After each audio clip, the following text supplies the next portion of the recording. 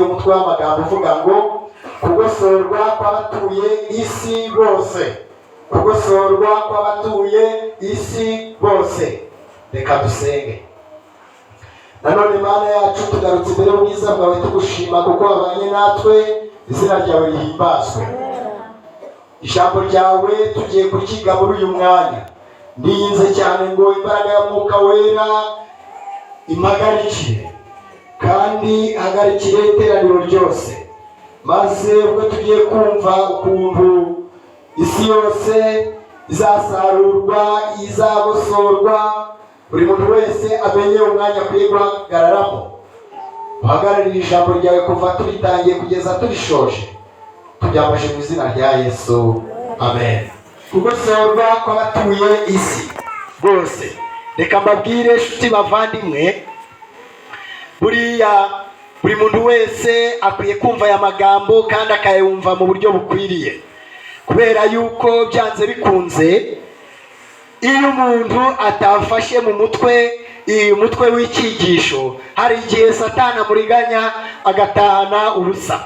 Ariko ndizera neza ko buri muntu wese araza gutaha yumvishe icyo Imana ivuga. Kugosorwa kw'abatuye isi bose. Luka igice cya 3 umurongo wa 17. Ngira ngo niyo magambo badusomeye. Aravuga ngo intara ye iri mu kuboko kwe kandi azeza imbuga ye cyane, amasaka ayahunike mu kigega cye, naho umurama azawucanisha umuriro utazima. Kugira ngo umuhinzi abone umusaruro, igihingwa kiba cyaranyuze mu buzima butandukanye kandi bugoranye. Icya mbere, kibanza gupfa. Imbuto imaze kugera mu butaka, ni ngombwa ibanza kubora kugira ngo izatange umusaruro. Imbuto ibanza kubora kugira ngo ibone kumera. Kabiri, igihingwa cyihanganira ibihe. Ikimera nk'uko mbabwiye kimaze kugera mu butaka, kigomba kwihanganira imvura nyinshi n'izuba ryinshi. Gatatu, cyihanganira ibyonnyi. Ikimera iyo kimaze gukura cyihanganira ibyonnyi bitandukanye. Gatatu, cyihanganira ibyonnyi.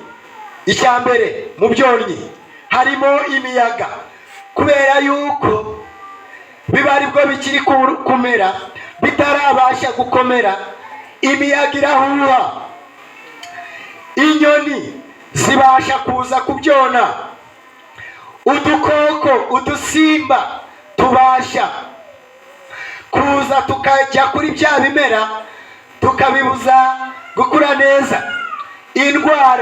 Hari indwara ziba mu butaka nyinshi zitandukanye zibasha gufata ibi bihingwa.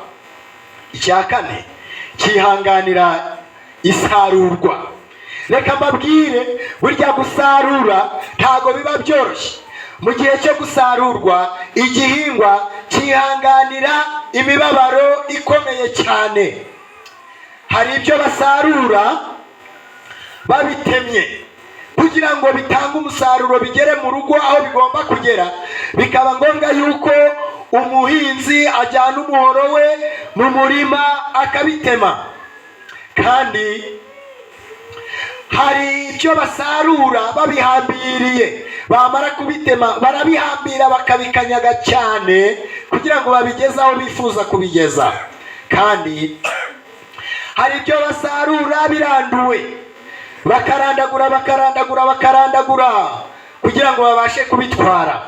Kandi hari ibyo bashikanuza, cyangwa se hari ibyo basarura bashikanuje kugira ngo bibashe gusarurwa. Ibyo bihingwa byose muraza kugenda mubitekereza. Hari ibyo batera amabuye, bakabitera amabuye kugira ngo babashe kubisarura cyangwa kugira ngo babashe kubigeraho. Hari ibyo basarura bitemwe, sinabibabwiye. bihambiriwe sinabibabwiye, biranduwe sinabibabwiye, bishikanujwe sinabibabwiye, bitewe amabuye sinabibabwiye, bicukuwe sinabibabwiye. Icya gatanu, iyo ibyo byose bimaze kuboneka habaho no kugosorwa. Hari ibihingwa bimwe na bimwe bagosora. Iyo amasaka amaze gusarurwa arahurwa, kandi n'ibishyimbo nuko nabyo birasarurwa, nabyo bigahurwa. Byihanganira ibibando, kubera yuko abantu babiteraniraho bakabikubitagura, bakabihondagura ibibando byinshi. Kandi nubwo biba bimeze bityo, ntabwo urugamba ruba rurangiye. Umuhuzi azana intara cyangwa urutaro, sinzi uko mubyita, cyangwa nk'inkoko nini. Hari n'abashobora kwifashisha inkoko. Inkoko wenda turayumva mu kinyarwanda, inkoko abantu bayishyiragaho amasahane, abantu bagashyiraho ibiryo, bakabasha kujya ku meza, maze agasukaho amasaka ye, agatangira kugosora, akajya aterera hejuru, agahuha. Igosora rigamije gutandukanya inkumbi ndetse n'amasaka. Ibyago by'inkumbi. Inkumbi zabaye ku gihingwa igihe bagiteraga, maze kimeze zizaho byanze bikunze. Zihanganiye imvura, zihanganiye izuba, zihanganiye ibyonnyi, zihanganiye isarurwa, nyamara ntizishobora gucika umugosozi. Umuhinzi azazibwira ati, wa nkumbi we, ko wari uzi ko uzaba inkumbi? Niki cyatumye unyunyuriza ubutaka? Niki cyatumye utuma amasaka atabona uko akura neza? Niki ntagukoreye cyatumye uba inkumbi? Umuhinzi, bityo rero kuko ntako ntabagize mukarenga mukaba inkumbi, nimuze mujye mu muriro wabateganyirijwe. Iyo umuhinzi amaze kubona inkumbi azishyize aho agomba kuzishyira, nta kindi bazishyira hariya mu muriro bakazitwika. Masaka meza, maze agafata amasaka nayo akayegeranya, akayabwira ati, mwihanganiye imbeho nyinshi, izuba ndetse n'imvura, mwihanganiye ibyonnyi byose, mwihanganiye ibibando, imihoro, murarenga mukomeza kuba amasaka, ntimwaba inkumbi. None nimuze mubikwe mu mifuka mishya umuhinzi yabateguriye. Muzaba mu mifuka, muzaba mu bushyuhe, muzagenda mu modoka, muzatunga ubuzima bw'abantu, bazabagura amafaranga, muzagenda no mu ndege. Kubera yuko ibihingwa duhinga ntago birangirira ahangaha gusa, hari ibigemurwa bikagenda no mu ndege, bikagera no mu mahanga. Inyandiko z'ibanze paje 202. Nabonye ko Satani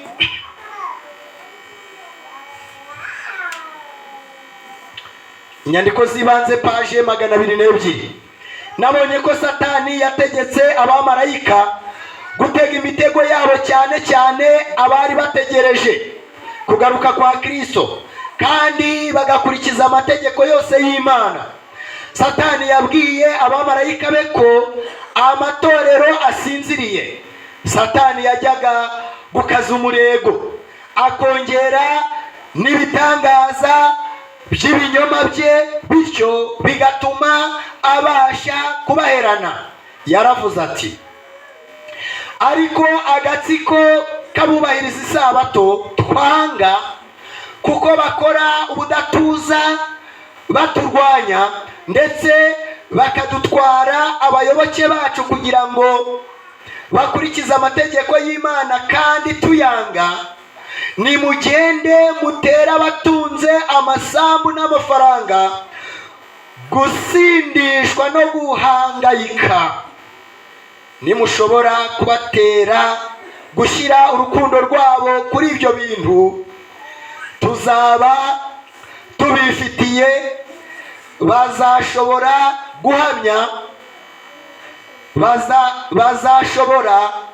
guhamya ibibanezeza.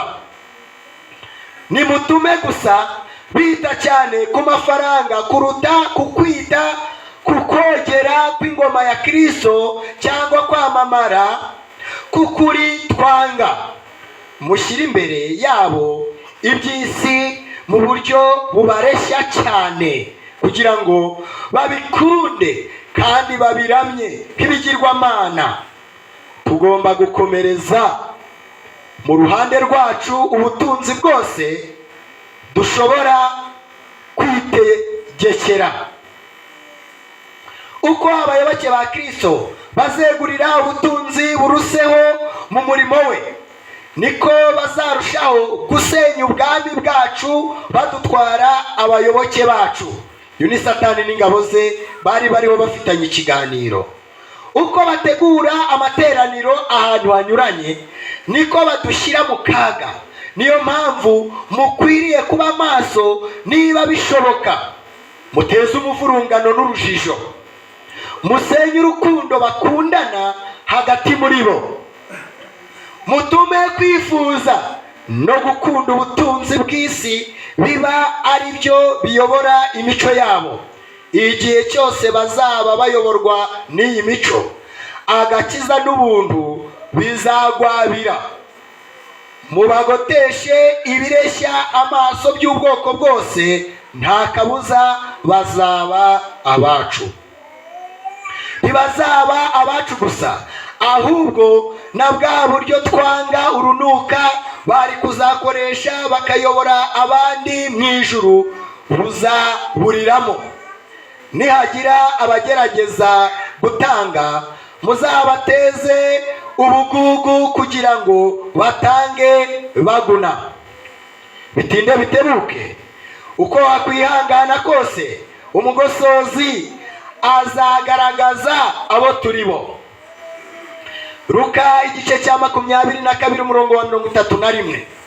Kandi umwami Yesu aravuga ati, Simoni, Simoni, dore Satani yabasabye kugira ngo abagosore nk'amasaka, ariko weho ndakwingingiye ngo kwizera kwawe kudacogora. Haleluya. Nawe numara guhinduka ukomeze bagenzi bawe. Bimwe mu bintu bizadushungura: icya mbere, uburangare no kudamarara ni kimwe mu bintu bizatuma dushungurwa. Kabiri, akarengane gatewe n'ishyirwa mu bikorwa ry'itegeko ry'icyumweru ni bimwe mu bintu bizashungura abantu benshi cyane. Gatatu, kwanga ubutumwa bwa Kristo bw'abagize itorero ry'i Laodikiya, aribwo butumwa bwo kwihana no kwivugurura. Ibi nabyo biri mu bintu bizatuma abantu bashungurwa. Kane, ubumenyi butimbitse ku kuri kw'Imana bukingura inzira y'ubushukanyi binyuze mu nyigisho z'ibinyoma. Reka subiremo icya kane. Ubumenyi butimbitse ku kuri kw'Imana bukingura inzira y'ubushukanyi binyuze mu nyigisho z'ibinyoma. Ibi bintu bine ni ibintu bizatuma ubwoko bw'Imana bushungurwa.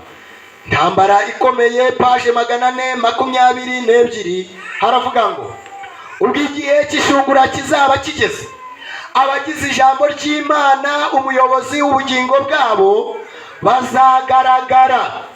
Mu gihe cy'impeshyi ntushobora gutandukanya ibiti bihorana ibibabi bitoshye n'ibindi biti, ariko iyo umuyaga urugaryi uhindukiye, ibiti by'amababi atoshye ntibihinduka igihe ibindi byashyizeho amababi. Uko niko n'abambaye ishusho y'ubukristo nta washobora kubatandukanya n'abakirisito nyakuri muri iki gihe, ariko igihe kiri hafi itandukaniro rikagaragara. Ibintu bizaba bikomeye kuruta uko tubitekereza. Ibintu bizaba bikomeye kuruta uko tubitekereza. Ibyago by'imperuka. Ibyahishuwe igice cya 16 umurongo wa 2. Ibyago by'imperuka. Icyago cya mbere ni ibisebe. Ibyahishuwe igice cya 16 umurongo wa 2. Uwa mbere aragenda asuka urwabya rwe mu isi. Abantu bafite ikimenyetso cya ya nyamaswa bakaramya igishushanyo cyayo bafatwa n'ibisebe bikomeye bibi. Ibisebe bikomeye bizagera ku bantu mu buryo bwo gushungurwa. Ariko reka mbabwire yuko umutekano wose w'ibifatika uboneka muri Kristo. Zaburi ya 46 umurongo wa 1 ndetse no wa 2. Imana niyo buhungiro bwacu n'imbaraga zacu. Haleluya. N'umufasha utabura kuboneka mu byago no mu makuba. Nicyo gituma tutazatinya. Nawe isi yahinduka, naho imisozi yakurwayo ikajya imuhengeri. Icyago cya kabiri, inyanja ihinduka amaraso. Ibyashuwe igice cya 16 umurongo wa 3. Uwa kabiri ajugunya urwabya rwe mu nyanja, ihinduka amaraso nk'ay'intumbi. Ikintu cyose cyo mu nyanja gifite ubugingo kirapfa. Reka mbabwire icyo gihe ibintu ntabwo bizaba byoroshye, ariko umutekano wose mu by'ubukungu uboneka muri Kristo Yesu. Icyago cya gatatu, inzuzi zihinduka amaraso. Ibyahishuwe igice cya 16 umurongo wa 4. Kandi babo turi kujyana. Imana ibaha umugisha. Uwa gatatu asuka urwabya rwe mu nzuzi n'imigezi n'amasoko, nabyo bihinduka amaraso. Numva marayika w'amazi avuga ati, wawera we, uriho kandi wahozeho kandi uzahoraho, uri umukiranutsi. Kuko uku ariko wabitegetse, bavushije amaraso y'abera n'ay'abahanuzi, nawe ubahaye amaraso ngo abe ariyo banywa. Nibyo bibakwiriye. Bizaba ari ibihe bikomeye, ariko iby'ubuzima bwacu bukeneye byose biri muri Kristo Yesu. Yesaya igice cya 33 umurongo wa 16. Azahabwa ibyo kurya bimutunga, n'amazi yo kunywa ntazayabura uwiringira Imana. Nubwo bizaba bimeze gutyo ari ibihe bikomeye, Imana yiteguye kuzahagararira ubwoko bwayo, kandi Imana niyo izabutunga. Mbese ikigisho turi kwigana kivuga ngo iki? Kugosorwa kw'abatuye isi bose. Icyago cya 4, izuba ryotsa. Byashuwe igice cya 16 umurongo wa 8 n'uwa 9. Nuko marayika wa 4 asuka urwabya rwe mu zuba, ruhabwa kokesha abantu umuriro. Bizaba ari ibintu bikomeye. Abantu botswa n'icyokere cyinshi, batuka izina ry'Imana ishobora kubateza ibyo byago, ntibihana ngo bayihimbaze. Ibyago bigaragaza ko biringiye amasoko y'ibinyoma. Ariko reka mbabwire yuko kuremwa nyakuri kose kuri muri Kristo Yesu. Zaburi ya 91 umurongo wa 1 kugeza ku wa 3. uba mu rwisho rw'isumba byose azahama mu gicucu cy'ishobora byose. Ndabwira Uwiteka nti uri ubuhungiro bwanjye, ni igihome kingingira, Imana yanjye niringira. Reka mbabwire nshuti bavandimwe, nubwo bizaba bikomeye, izuba ritwika abantu barushaho gukomeza kubabara, ariko abana b'Imana bazaba barahungiye mu rwisho rw'isumba byose, kandi igihome ariyo Mana yacu izaba iri kumwe natwe. Icyago cya gatanu, umwijima. Reka mbabwire Ibyahishuwe igice cya 16 umurongo wa 10. Marayika wa gatanu asuka urwabya rwe ku ntebe y'ubwami ya ya nyamaswa. Ubwami bwayo bucura umwijima, kuribwa gutuma bahekenya indimi zabo. Reka mbabwire, umucyo wose uboneka gusa muri Kristo Yesu. Mu gihe umwijima uzaba ari mwinshi ugose abantu bose, reka mbabwire yuko umucyo wose nta handi uzaba uboneka uretse muri Kristo Yesu. Nshuti muvandimwe, ukwiye kubitekerezaho. Zaburi 119 umurongo w'105. Ijambo ryawe ni itabaza ry'ibirenge byanjye, ni umucyo umurikira inzira zanjye. Ni nge mucyo w'isi. Yohana igice cya 8 umurongo wa 12. Yesu yavuze yuko ari umucyo w'isi. Ibyahishuwe igice cya 16 umurongo wa 11.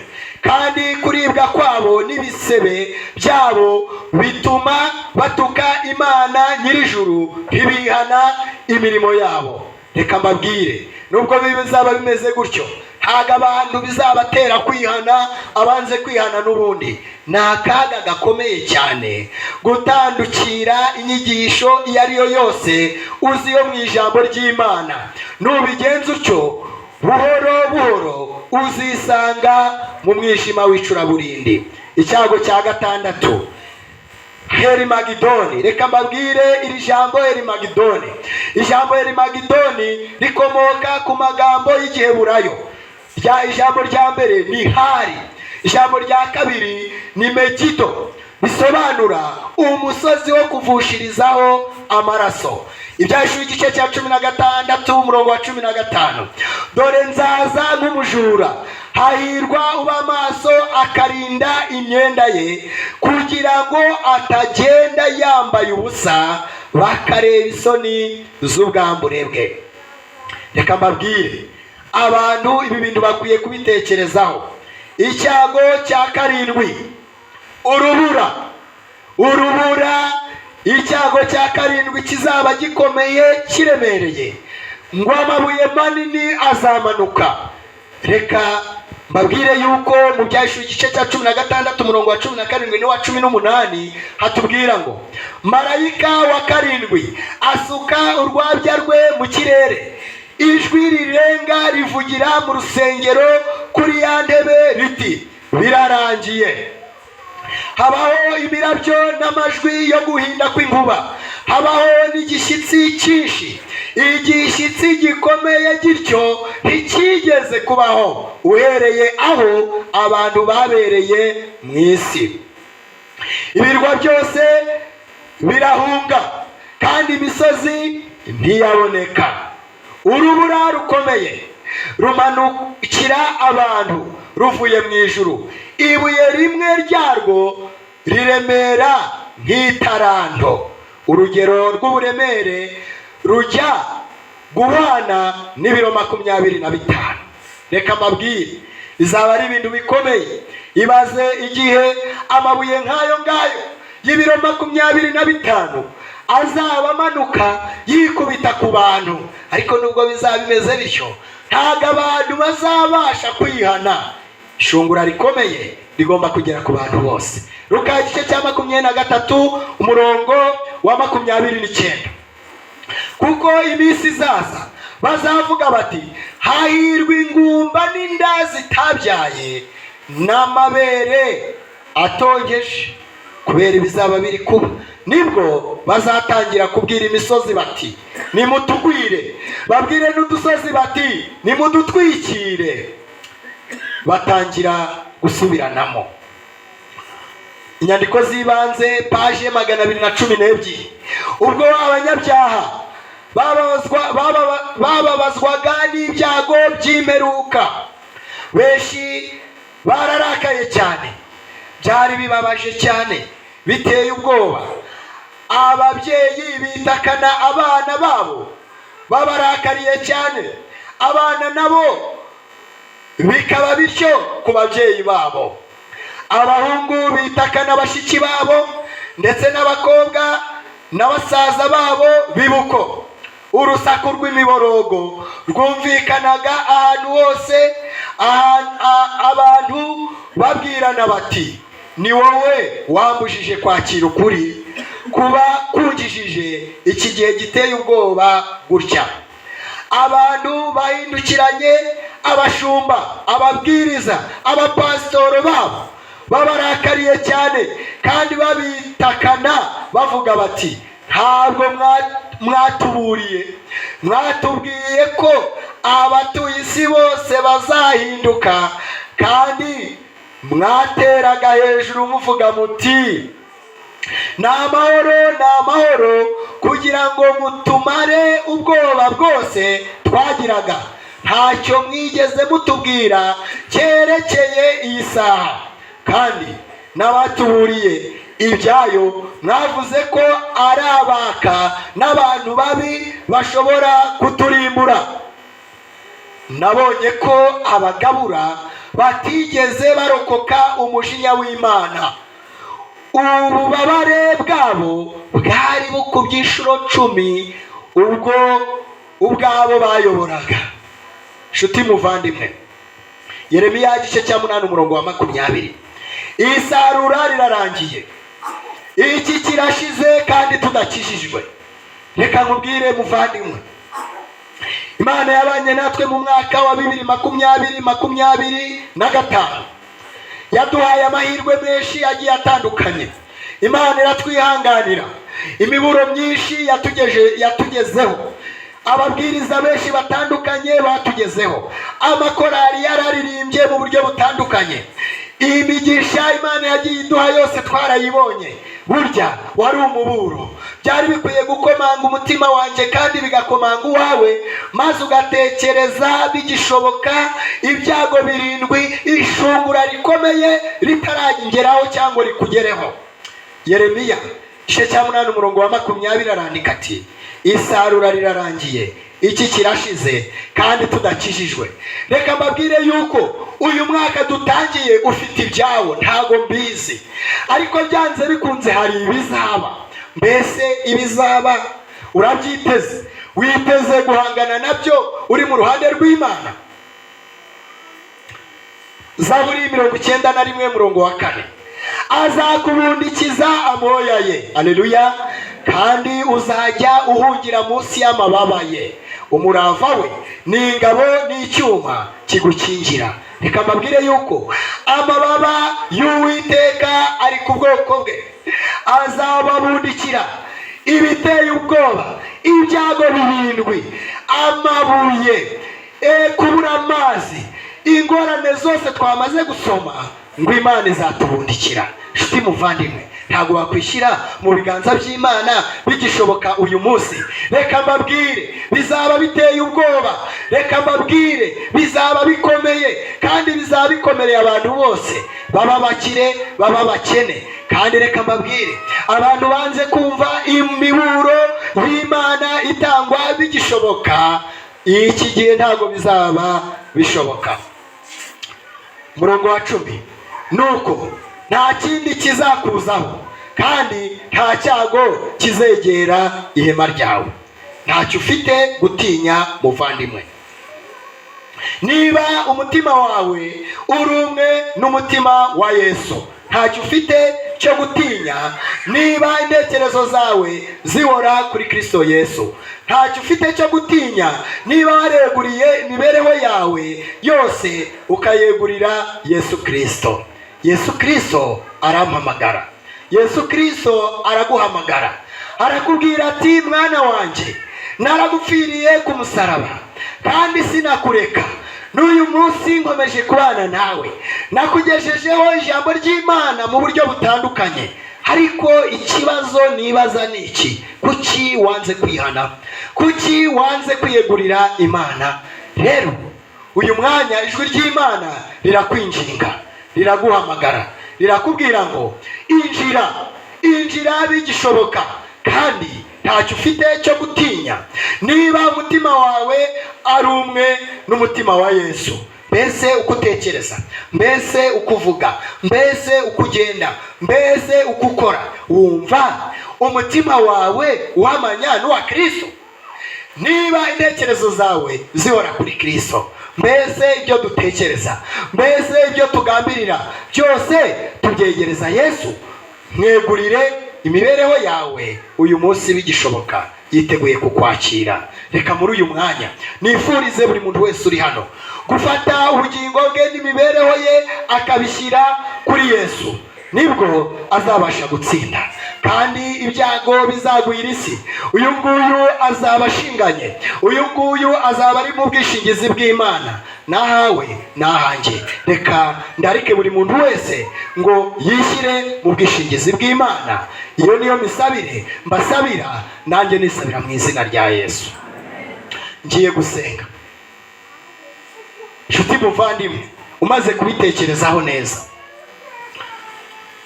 ugatekereza imibereho yawe yakuranze, reka ngubwire yuko uyu munsi ntabwo tuwuzi aho ibi bintu bizaba bimeze gutya, ariko byaba none cyangwa bikaba ejo. Imana niyo ibizi. Twebwe icyo dusabwa ni ukomatana n'Imana. Mbese imibereho yawe uko yagenze mu mwaka ushize, urumva bihagije, cyangwa wafatanya nanjye kwishyira mu bwishingizi bw'Imana ubwo dutangiye uyu mwaka, maze imibereho yawe ikabasha kuba yomatanye n'Imana? Niba uhari, urahaguruka maze twishyire mu bwishingizi bw'Imana, twishyire mu burinzi bw'Imana, kugira ngo ibibazo byose tuzahura nabyo muri uyu mwaka tuzabe turi kumwe n'Imana. Niba uhari, urahaguruka maze dusenge Imana. Imana iguhe umugisha. Imana iguhe umugisha mukecuru. Imana iguhe umugisha. Nta wundi. Imana ibahe umugisha. Ndasomye amagambo ambwira ngo burya mu ijuru hahora umunezero, ariko ngo iyo umunyabyaha umwe yihannye, mu ijuru baranezerwa, impundu ziravuga. Nanjye nifatanije namwe kwishyira mu bwishingizi bw'Imana, kugira ngo Imana izabane natwe, Imana izaduhindurira amateka, maze ubwo ibyago bigiye kuzashungura abantu bose bari ku isi, tuzabe dushinganye mu izina rya Yesu. Reka dusenge Imana. Data wa twese uri mu ijuru, izina ryawe ryubahwe. Uri Imana nziza, uri Imana idukunda, kuko wavuze yuko nta na kimwe kizaba ku isi utaraburiye ubwoko bwawe. N'uyu munsi wongeye kutwibutsa ukuntu abantu bazagosorwa, kandi n'uyu munsi igosorwa rikomeje kugenda riba mu mibereho yacu ya buri munsi, rigenda ritubaho. Ariko Mwami, tubonye neza yuko umuntu wamaze kwishingikiriza kuri wowe ntacyo akwiye gutinya. Mwami, muri uyu mwanya ubwoko bwawe duhagaze imbere yawe, twishyira munsi y'amababa yawe, ngo Mwami Imana yacu utubundikire munsi y'amababa yawe. Ubwo ingorane zigiye kuzagera ku isi zigakomerera abantu, tuzabe twarishyize mu bwishingizi bwawe. Reka uyu mwanya utwakire nk'ubwoko bwawe, maze ubwo dutangiye umwaka uzaduhe kuwusoza amahoro turi mu buntu bwawe. Rero iyo abantu bahagurutse bakakwiyegurira, Satani arababara, akubita agatoki ku kandi, akazana imitego, akazana intambara, akazana ingorane, kugira ngo umwiryane urusheho kwiyongera, maze bazabure kugera ku ntsinzi y'umurimo Imana yabahamagariye. Rero uduhagararire. Hari n'abandi rero Mwami basigaye bicaye, nabo mu mitima yabo hari uko bari kuzamura ibyifuzo bakwiyegurira. Ndakwinze ngo Mwami ubumve uri mu ijuru, twese utwakire nk'abana bawe. Iyo niyo misabire sabiye ubwoko bwawe, nanjye nisabira mu izina rya Yesu, amen.